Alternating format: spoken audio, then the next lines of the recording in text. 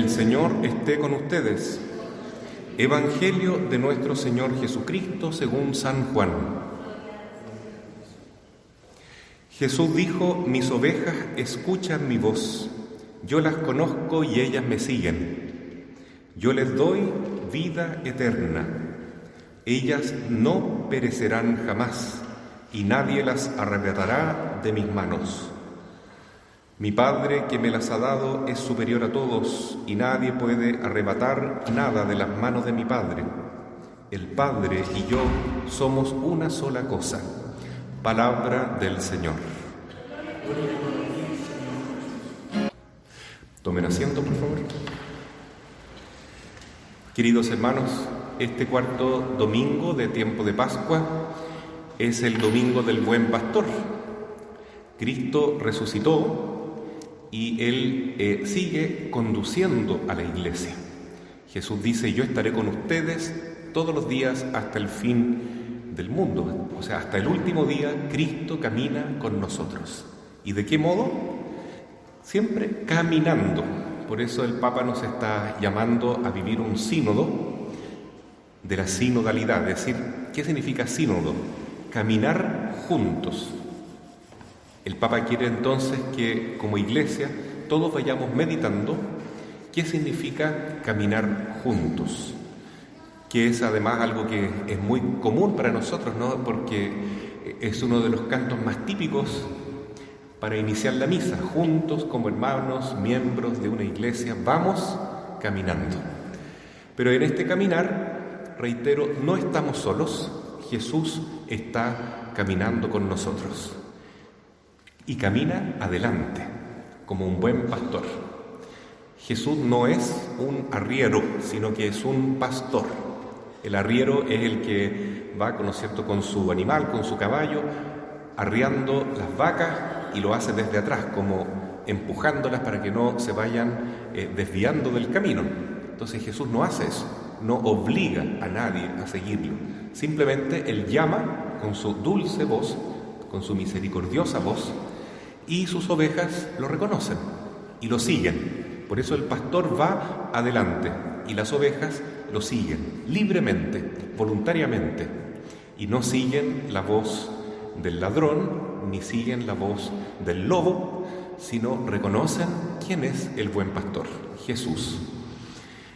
Y bueno, ¿a dónde nos lleva Jesús? Porque, como dice uno de los salmos más hermosos, del Salmo 22, dice: yo voy con el Señor, ¿no es cierto? El Señor es mi pastor, nada me habrá de faltar. Y a veces el buen pastor me lleva por lugares muy lindos en la vida, ¿no? Vamos pasando por momentos hermosos que el Salmo refiere como valles verdes con aguas cristalinas. Imagínense para las ovejitas qué agradable es llegar a estos valles bonitos, llenos de pasto y con fuentes y arroyos para tomar agua, bajo el cuidado del pastor. Una maravilla. Pero también dice el Salmo que a veces caminamos por valles de tinieblas, cuando todo oscurece, cuando nada está claro dónde hay que pisar. Inclusive: nada temo porque tú vas conmigo, la vara y el cayado que tú llevas son mi seguridad.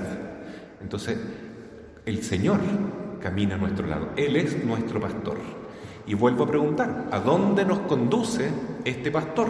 ¿A dónde nos lleva?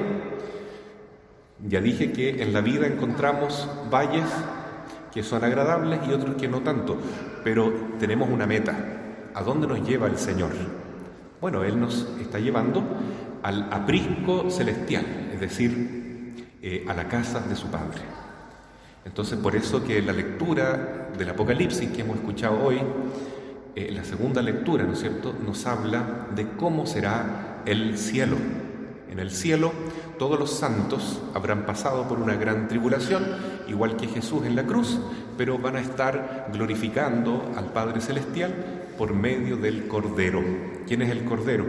Jesucristo resucitado, que está sentado en el trono como Rey de Reyes. Y a su derecha estará sin duda, aunque no lo dice hoy el libro del Apocalipsis, la Reina Celestial, la Virgen Santísima, la Madre nuestra también, Madre de la Iglesia. Entonces, ¿qué hacen los santos? Glorifican a Dios junto con los ángeles, glorifican al Cordero. ¿Y qué dice también la lectura? Promete que los que lleguen a ese lugar, a ese espacio de santidad y de gozo infinito, porque la presencia de Dios todo lo inunda, ya no sufrirán más. Y lo dice aquí, ¿no?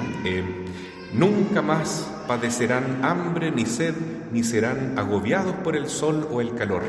Estas ovejitas que a veces pasaban hambre o sed, o había mucho calor o mucho frío, y a veces sentíamos que este mundo se nos transformaba como en un valle de lágrimas, nunca más sufrirán, nunca más, porque el Cordero está en medio de ellos y el pastor los conducirá siempre hacia manantiales de agua viva, y Dios secará toda lágrima de sus ojos. Es decir, el cielo es la felicidad que todos anhelamos, pero ya en este mundo la podemos disfrutar. ¿Por qué?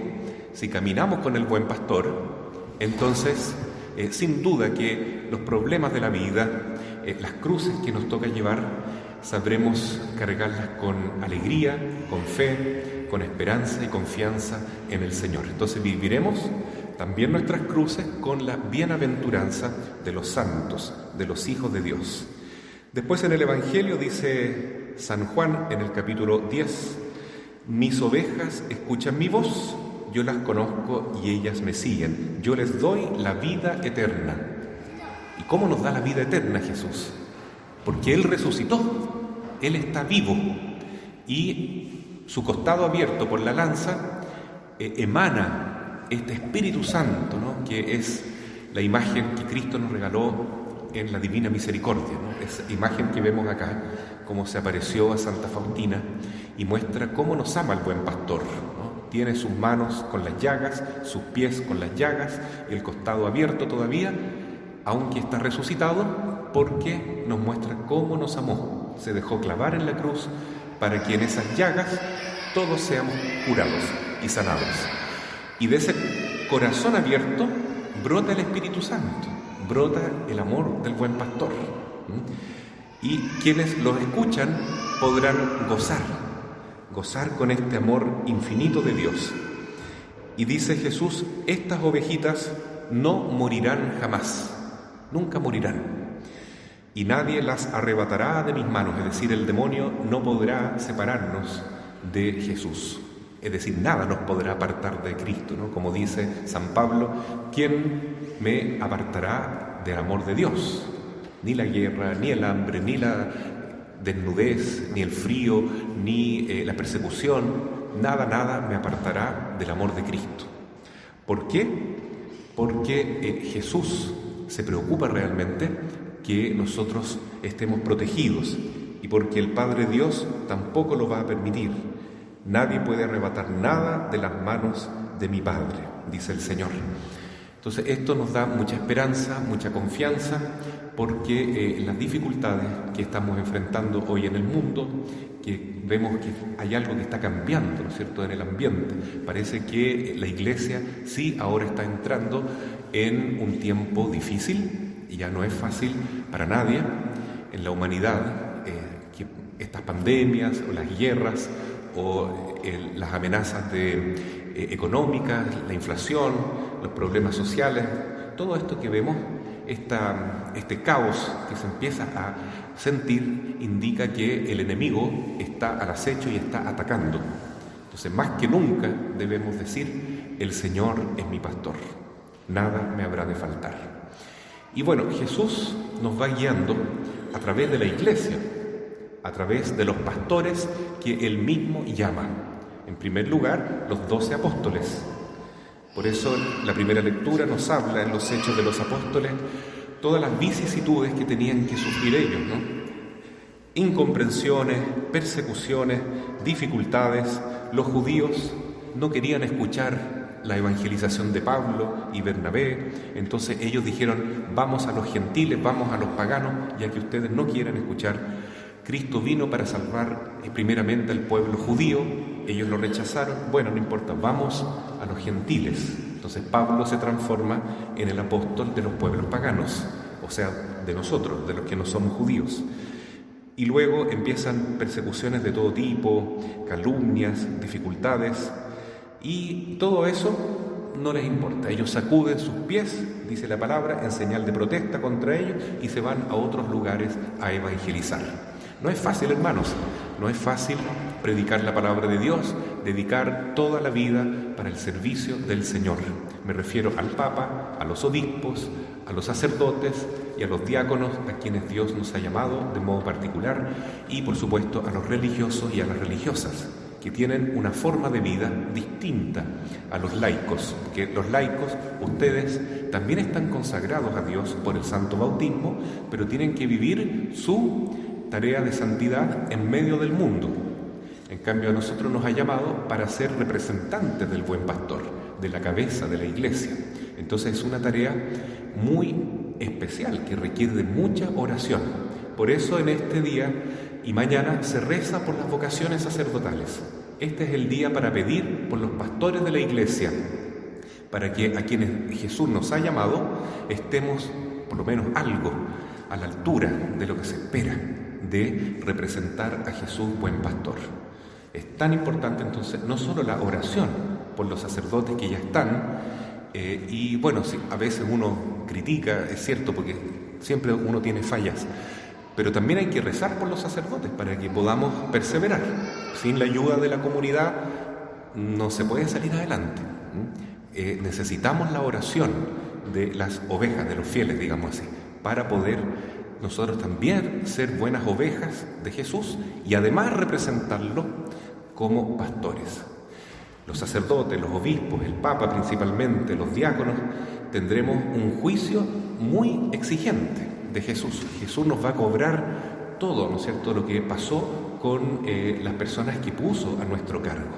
Entonces es una tarea muy especial que requiere de mucha oración y también se necesita rezar para que haya más vocaciones, porque si no hay jóvenes interesados en ingresar al seminario o niñas que quieran ser religiosas, nos vamos a quedar sin consagrados, sin sacerdotes, y por lo tanto se va a terminar el sacrificio de la misa, nos vamos a quedar sin la cabeza, ¿no? La presencia de Jesús se va a aminorar mucho si no hay sacerdotes. Entonces hoy es el día que la Iglesia nos pide rezar por las vocaciones y por eso entonces se requiere que esto inicie en la familia, el hogar.